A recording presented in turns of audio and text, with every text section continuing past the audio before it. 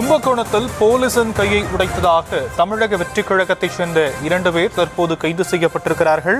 சாலையை மறித்து பேனர் வைத்ததை தட்டி கேட்டதால் தாக்குதல் நடத்தியதாக புகார் கூறப்பட்டிருக்கக்கூடியது பெரும் பரபரப்பை ஏற்படுத்தியிருக்கிறது. காவல்துறையின் கையை உடைத்த தவேகவினர் 2 பேர் கைது என்ற அண்மை செய்தி. விவரங்களை செய்தியாளர் கார்த்திகேயன் வழங்க நாம் கேட்கலாம். கார்த்திகேயன், மேலும் விவரங்கள். வணக்கம்.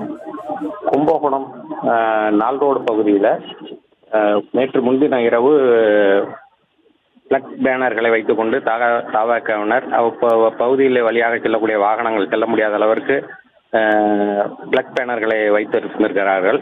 அப்போ வழியாக வந்த காவலர் இதை அப்புறப்படுத்த முயன்ற போது அவர்களுக்குள் வாக்குவாதம் ஏற்பட்டு அவர்கள் தள்ளுமுள்ளாகி இருக்கிறது.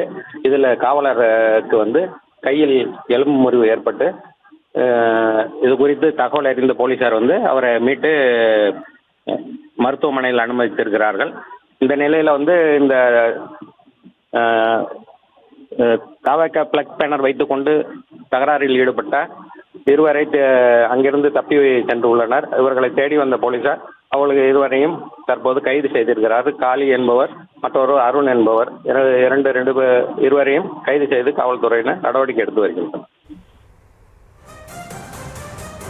தற்போதைய விவரங்களுக்கு நன்றி கார்த்திகேயன்.